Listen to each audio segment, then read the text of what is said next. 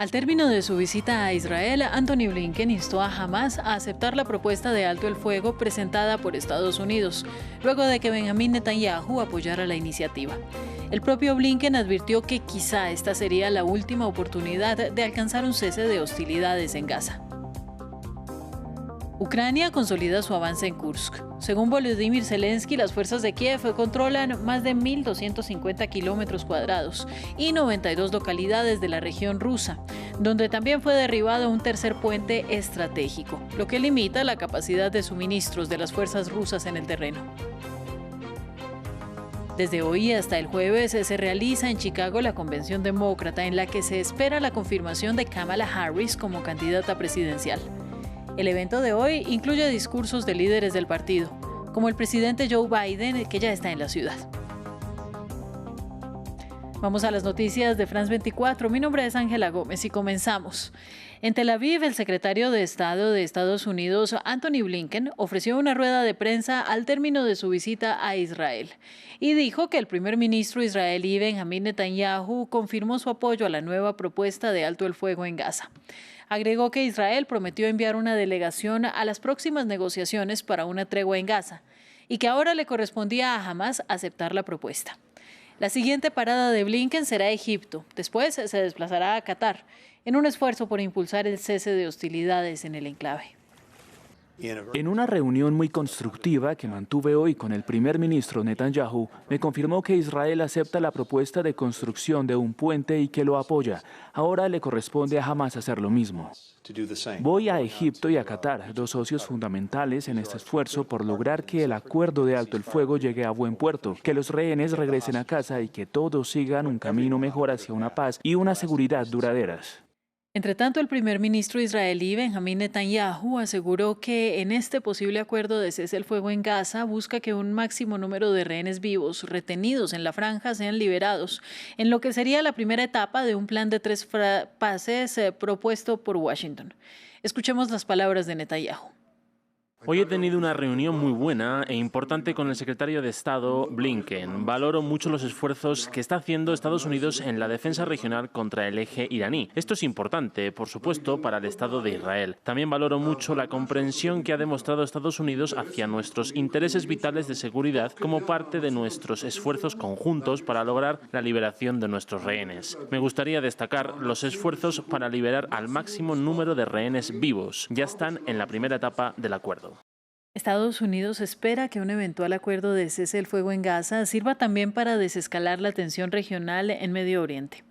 Pero desde Irán, el Ministerio de Relaciones Exteriores rechazó ese escenario, recordando su promesa de venganza por el asesinato en Teherán de Ismail Haniyeh, líder político e histórico negociador de Hamás.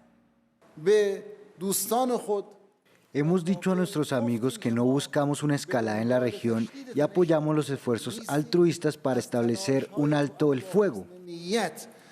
Mientras tanto, hacemos hincapié en nuestro derecho intrínseco a castigar al agresor y a establecer una disuasión contra un régimen terrorista y utilizaremos este derecho en el momento adecuado.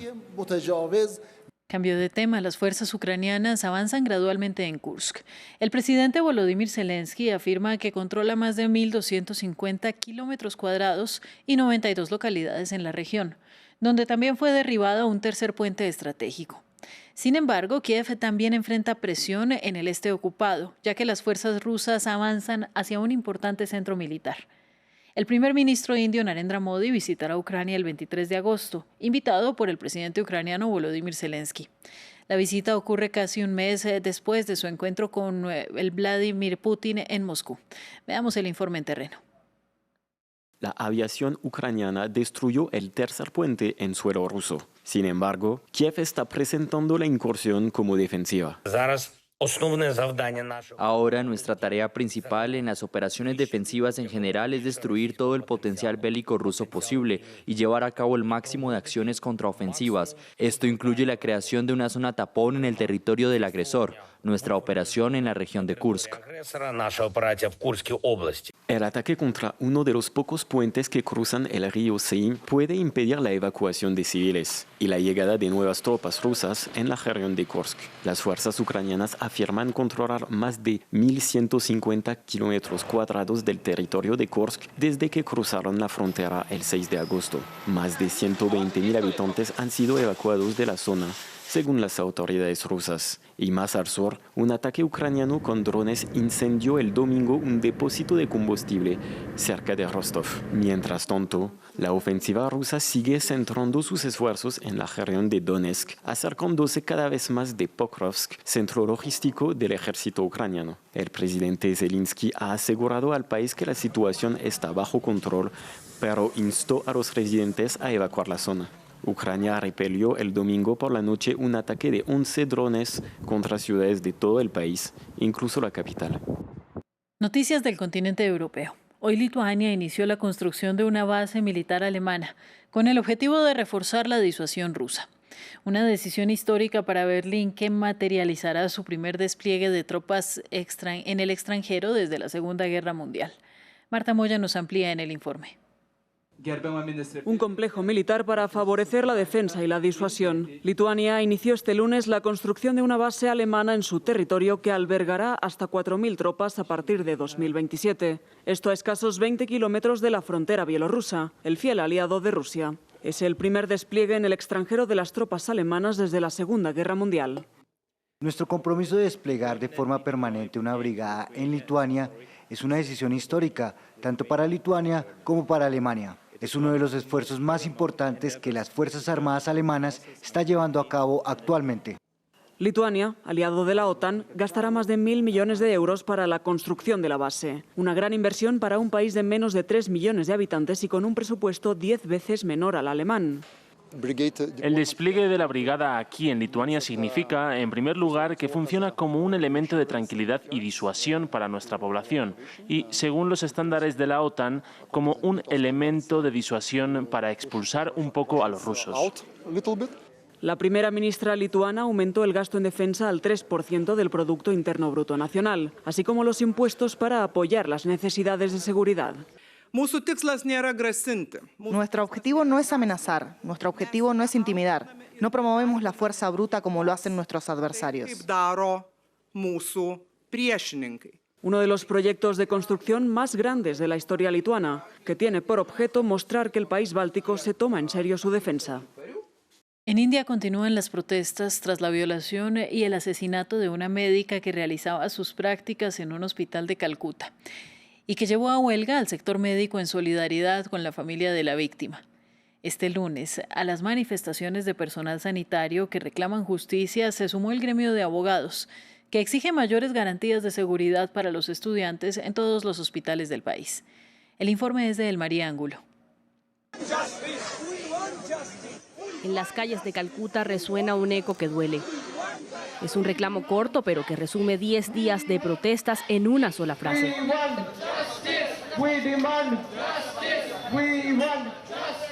Las velas encendidas en memoria de la médica de 31 años, cuyo cuerpo fue hallado el 9 de agosto con notables signos de abuso sexual en la Facultad de Medicina en la que hacía prácticas, no han sido suficientes para calmar la ira desatada por su asesinato. Este lunes, el gremio de abogados de Calcuta se sumó a los reclamos. Nuestras principales demandas son protección, seguridad y cámaras de vigilancia para los estudiantes en todos los hospitales, especialmente para las mujeres durante la noche. Los culpables también deben ser castigados. Pese al anuncio hecho por el Tribunal Supremo que le ordenó al Centro de Investigación de India asumir la indagación del caso, entre los juristas reina la inconformidad. Queremos que se le haga justicia a la víctima de la Facultad de Medicina. El gobierno se ha vuelto tan insensible que, a pesar de todo lo que está pasando, no ha mostrado el menor interés por este asunto. En medio de los llamados hechos por la Asociación Médica India para que sean implementados cambios legislativos que protejan a los profesionales de la salud, colegas de la médica fallecida expresaron su temor ante este hecho como una muestra de violencia de género. Somos médicos, no somos Dios. Por lo tanto, un paciente puede enfermarse de repente. Necesitamos algo de tiempo para acceder a él y gestionarlo. Nadie debería ser golpeado cuando de repente un paciente enferma o muere o algo así.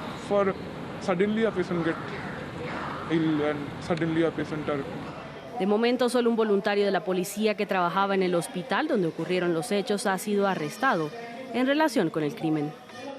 Pasamos a Estados Unidos, más exactamente a Chicago, donde este lunes se abre el telón para dar inicio a la Convención Nacional Demócrata.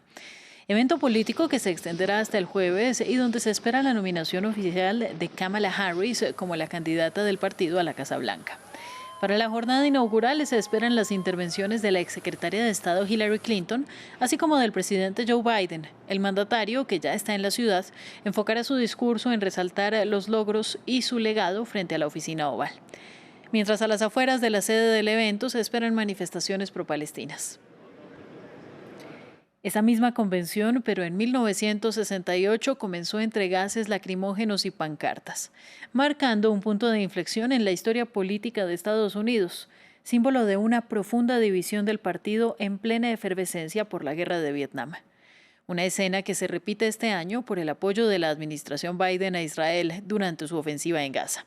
En el siguiente informe volvemos al 68 para recapitular la convención demócrata más violenta de la historia.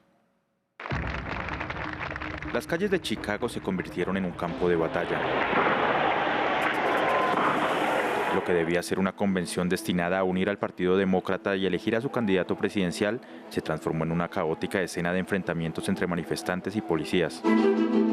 La violencia racial exacerbada por el asesinato de Martin Luther King en abril de ese mismo año había provocado disturbios en ciudades de todo el país.